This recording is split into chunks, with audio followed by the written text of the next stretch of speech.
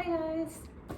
I know I haven't posted in a pretty long time, and I know in the last video I was hoping that I kind of struggled through the worst of it, and we're making a turn for the better. Unfortunately, that wasn't the case, and let me catch you up. So the last video, it was for day 10.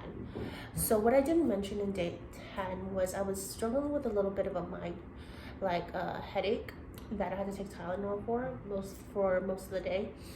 And I didn't really think much of it because I was like, well, with everything that I was dealing with, a little headache isn't gonna hurt so much, and I can just take Tylenol and that's gonna resolve it. So pretty much on the night of day 11, the pain was excruciating. I was in so much pain. Think of it as if I was a puppet and there's strings tied to my head, and the puppeteer decides to yank at every direction that they want, and it's just yanking and yanking and yanking all the time. And so that's pretty much how I feel. The headache was just excruciatingly painful, and I kept on asking for Tylenol. Sorry, I'm gonna take out this lotion. So I kept on asking for Tylenol, but the Tylenol was such a temporary relief. I think you can take 2 Tylenols every 6 hours, but the relief was only for 2 hours of that, and it just wasn't cutting it, and I was in just so much pain. I didn't sleep at all most of the night on day 11, and when they rounded on so when the doctors rounded, I told them about it, and I was like, oh my god, it's excruciating, I can't stand it. So they ended up doing a head CT to see if there was anything going on, but it was clear. And so I was like, okay, what's going on? I need to do something, because I'm just laying in bed because it was just so painful, laying in bed and pretty much waiting for the time for me to get some Tylenol.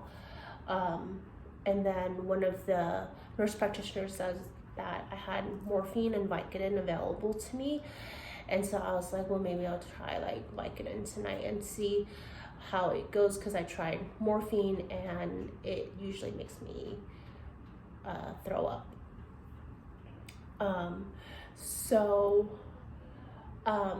That night on day 11, I told the night nurse to give me some Vicodin, and that actually really helped me sleep through kind of the first part of the night. And I thought I was good. I thought I was doing really well. And then all of a sudden, boom, day 12. I think at around 5 a.m., I was just curled up in a ball. I had it was just crazy. I have no idea what was going on. My head was hurting. I had 102 fever. I didn't know what to do. I was just in so much pain. And then I felt so bad for the nurse, and then she was like, here, it's time for your Vicodin. So she gave me 2 Vicodins instead of 1 Vicodin, and that kind of calmed me down a little bit, and kind of cooled down my fever until they started to round. So when they rounded, they're like, okay, well, I don't know what's going on, why you have these headaches. We may need to do an MRI, but we might have to order it tomorrow on Monday when someone's working. And so what I had, so pretty much I was on Vicodin, because that was the only relief, true longer term relief, because I think I got about 6 hours of relief on Vicodin for the headaches and the fevers. They kind of came together all at once, and so it was just so painful. I don't know, I think I'm talking about day 12 at the moment, yeah, so day 12 kind of came and gone. It started at 5 a.m. I was sobbing to the nurse, and she's just kind of like, here, take 2 Vicodin, you'll feel better. And then I thought I'd be okay, and I thought I was okay, and I was kind of in bed, like in pain a little bit, and at around 3 p.m. I decided that I wanted to take a shower because I needed to do something. I couldn't just be in bed all the time anymore. I wanted to do something, and when I got but something happened again. Like the pain was just extreme. Like it's like electricity running through my brain, yanking in all direction. 102 fever once again.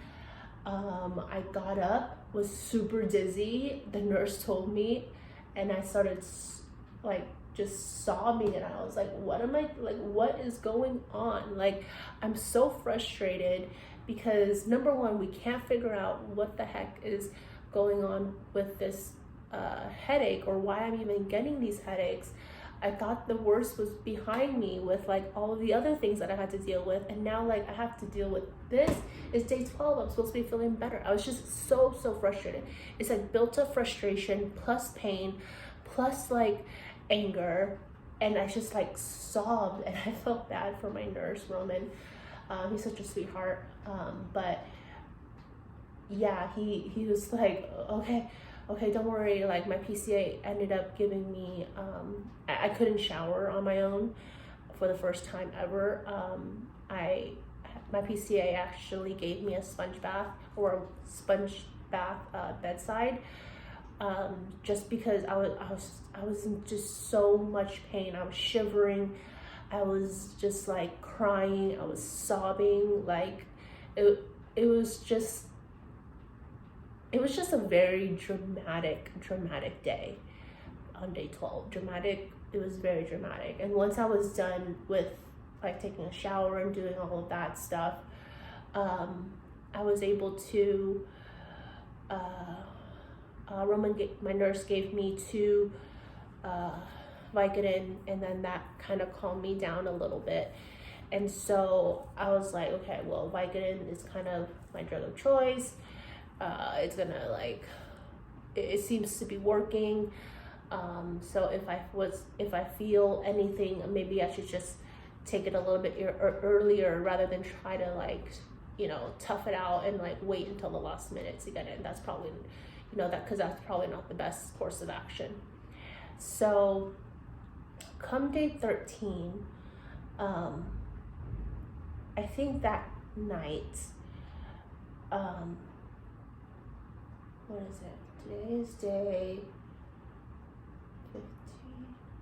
Yeah, so day 13, when the doctors rounded, they decided to do an MRI. So they decided that I'm gonna get an MRI that day. So and so I did, and the results came back. I had to wait, I think, until the following day to get the results back. But on that day, I felt a little bit better. I was able to control my,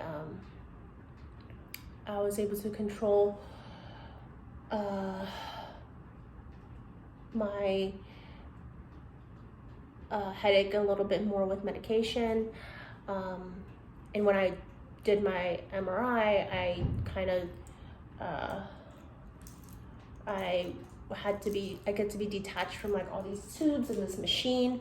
So I took advantage of that, and then I did my walks. I took a really nice long shower, just, got really, really comfortable and took advantage of being free for the first time since I got admitted. And then I kind of told myself, and I was just like, you know what, like I'm sick and tired. I am sick and tired of feeling crummy. I'm sick and tired of losing these crazy battles. I'm sick and tired of being beat down by all of these things, and I'm gonna fight back. I'm gonna fight back. Whenever I feel like there's a fever going, starting, I'm gonna walk. I'm gonna walk because it'll warm up my body. I won't get chills. I won't do all of these things. So on on Monday, that's when I decided. I was like, I'm done. Like I'm done with this. Like, you know what? Like, this process has beat me down and won a few battles, but at the end of the day, I'm gonna win the war. You know, like, I'm gonna win this long-term war. Like, no one's gonna stop me. I'm gonna have to do this. This is mind over matter, and you need to tough it out, and you just have to do it. And so that was pretty much my pep talk to myself while I was detached from this machine. And I was just very, very determined, and I was like, I'm gonna take control of this. I'm not gonna let these crazy things that pops out of nowhere control me. We're gonna figure out, the doctors are gonna figure out what's causing these headaches, and is it stop. And so I think the next day we got the results back from the MR. Back up. So that night, I wanted to take some Vicodin because I was like, okay, let's just have a good night's sleep, because I felt a little headache brewing a little bit. And then, but this time the Vicodin kind of